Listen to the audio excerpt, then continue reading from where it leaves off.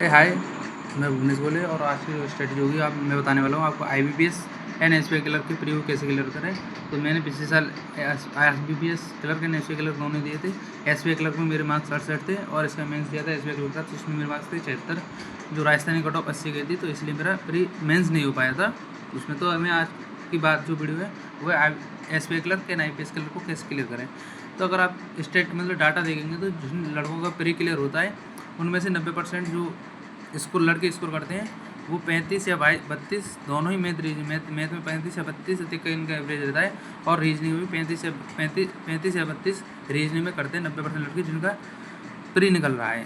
और math reasoning में इतने ले रहे हैं, जबकि इंग्लिश में वो 25 एक नंबर लेके निकल लेते हैं। 90% लड़के की बात कर रहा हूँ मैं। तो आपको यहाँ पे क्लियर करने के लिए जब 90% लड़के मैथ रीजनिंग एकदम कर रहे हैं तो आपको मैथ रीजनिंग में फोकस करना चाहिए। तो आप मैथ में कैसे नंबर ला सकते हैं? मैथ में सिंप्लीफिकेशन, क्वाड्रिफिकेशंस एंड देन सिंप्लीफिकेशन, क्वाड्रिफिकेशन, नंबर सीरीज और डाटा इंटरप्रिटेशन DI। ये चार टॉपिक हो गए। आपको डेली इनके क्वेश्चन करने 4 DI डाटा इंटरप्रिटेशन। अगर आपको डाटा DI नहीं मिल रहा है प्रैक्टिस करने के लिए, आप क्या कर सकते हैं, अरुण सर के चैनल पे जाइए, वहाँ पे उन्होंने पुरानी DI की PDF डरी है, एक DI सीरीज़। तो उन DI को लगाइए, आप PDF से लगाइए डायरेक्ट, कोई ज़रूरत नहीं है लेक्चर देखने की इतने कम समय के लिए।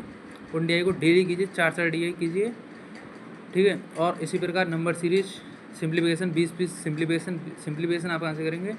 या तो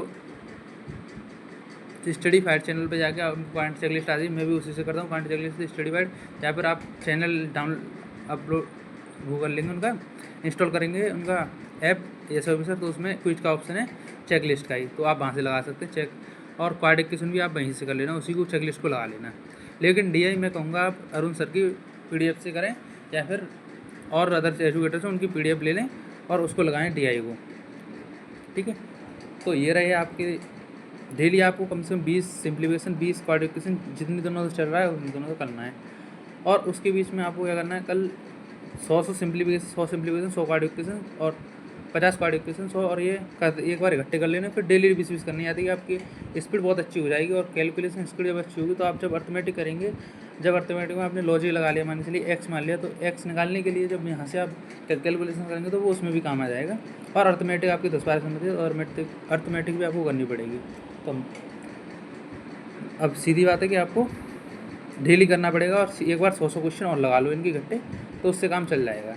अर्थमेटिक के लिए आप अरुण सर की या फिर हमारे कौशिक सर उनकी PDF लगा सकते हैं। वैसे तो मैं कौशिक सर का कोर्स है मेरे पास, एंड देन दो वो अच्छे खासा उसमें कोर्स में भी करा रहे हैं अर्थमेटिक और उसकी प्रैक्टिस, तो मैं तो वहाँ से कर रहा हूँ।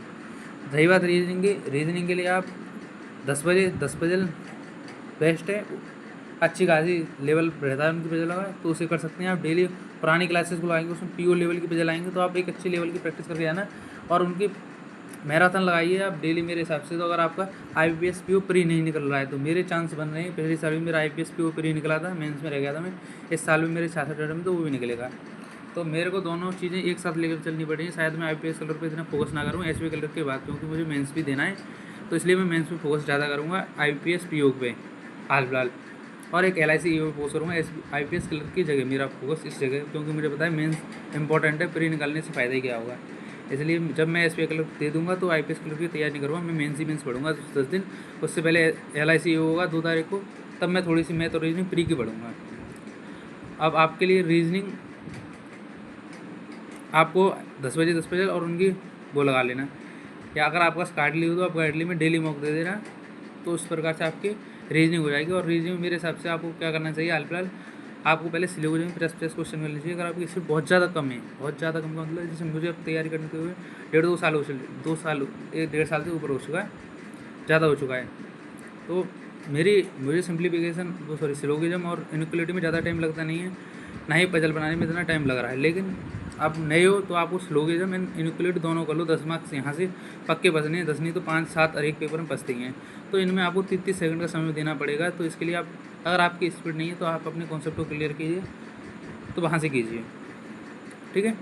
उसके बाद आपको पजल करनी है। पजल में आप अगर बहुत ज़्यादा बिगिनर हैं तो आप नंबर लाने के बजाय मेरे हिसाब से आप कॉन्सेप्ट को क्लियर करने के लिए सोच रहे हैं। मतलब कि एक पॉसिबिलिटी में आपका पजल बन रही है तो उससे कोई फ़र्क नहीं पड़ता, आपको देखना पड़ेगा कि हम इसको अगर ये नहीं बनती तो उसके बाद क्या करना पड़ता, मतलब एक सिस्टमेटिक वे कि अगर ऐसा नहीं होता तो मैं ऐसा करता, ऐसा नहीं होता तो ऐसा करता, मतलब के की वैल्यू या जगह पे, के की वैल्यू या जगह पे या अधिक जगह पे पॉसिबल थी, समझ रहे हो, पॉसिबल थी।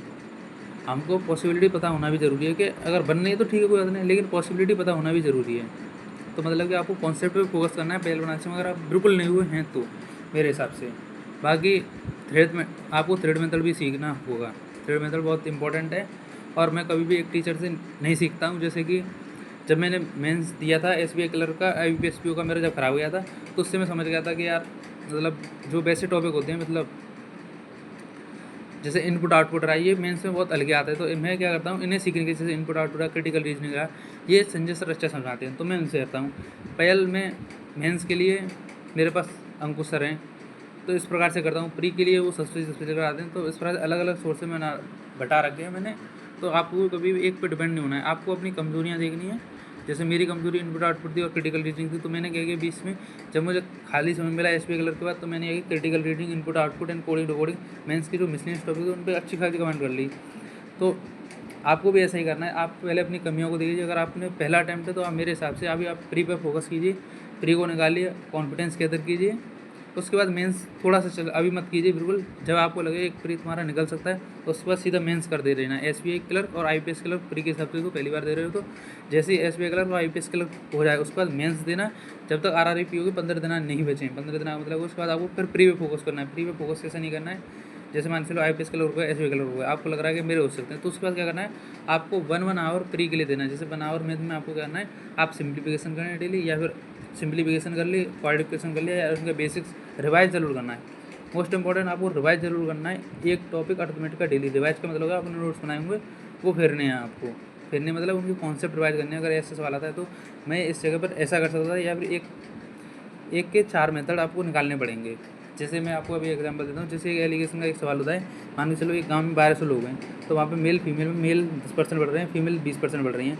तो एक तो तरीका होता है इसका एलिगेशन से, एक तरीका इसमें क्या होता है कि हम 10% निकाल लें मेल ईमेल का, तो जो 10% फीमेल बचेंगी तो उसकी वजह से जो ओवरऑल उसमें दे रखा होता है कि ओवरऑल इतनी बढ़ रही है, तो ओवरऑल में कमी आएगी क्योंकि हम 10% निकाल रही है। जो कमी होगी वो फीमेल 10% बढ़ाती है, यहाँ से सीधी फीमेल की हम 10% निकाल लेते हैं। तो ये एलिगेशन से बचने का तरीका था। तो आपको ऐसे फोकस करना पड़ेगा इस चीज़ पर, ये रिवाइज ऐसे करना है आपको, ना कि कॉपी खोलनी। मतलब एक डिफरेंट तरीका, एक डिफरेंट वो होना चाहिए आपके पास पर्सपेक्टिव कि हम एक सवाल को 2 तरीके से करते हैं, कम से कम 2 तरीके से। जैसे कि आप जो क्रॉस मेथड करते हैं, क्रॉस मेथड में एक बैलेंसिंग का एक तरीका होता है। जैसे कि अगर मान चलो हम 2 रेशियो दे रखे हैं और उसमें समान जोड़ रहे हैं, तो नीचे इनके बीच के जो अंतर होते हैं ना, दोनों रेशियो के बीच का अंतर, मतलब एक रेशियो दे रखा है उसमें समान वैल्यू जोड़ रहे हैं, 2:3 है और दोनों 5 जोड़ रहे हैं, तो नीचे 4:5 है रही है।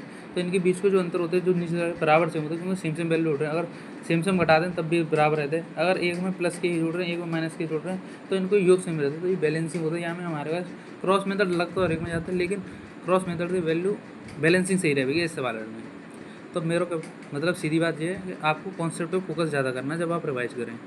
अगर आपके कॉन्सेप्ट अच्छे होंगे तो भले ही आप प्री की प्रैक्टिस नहीं कर रहे हो उतनी ज़्यादा, लेकिन इससे क्या आप बहुत ज़्यादा क्लियर रहो कॉन्सेप्ट कर रहे हो। जब सवाल आएगा तो आपको पता चलेगा अरे यार इससे मैंने रिवाइज किया था, भले ही आप सवाल नहीं कर रहे हो। तो इसलिए रिवाइज पे फोकस ज़्यादा करना है। मैं तो भले ही 30 मिनट के लिए रिवाइज कर लूँ। मेरी भी स्ट्रेटजी अभी रहती है, जब भी कोई प्री आता है तो मैं क्या सभी अपनी कॉपी उठाता हूँ मैथ की, जो मैंने नोट्स बनाए थे, एंड देन मैं उनको रिवाइज करने लग जाता हूँ। मैं उनके तरीकों को कि ऐसे सवाल आ जाएगा तो इस तरीके का सोचेगा, या फिर इसमें इससे और कौन सा तरीका लग सकता है इस सवाल में, उसी से। तो इस प्रकार से आपको करना है।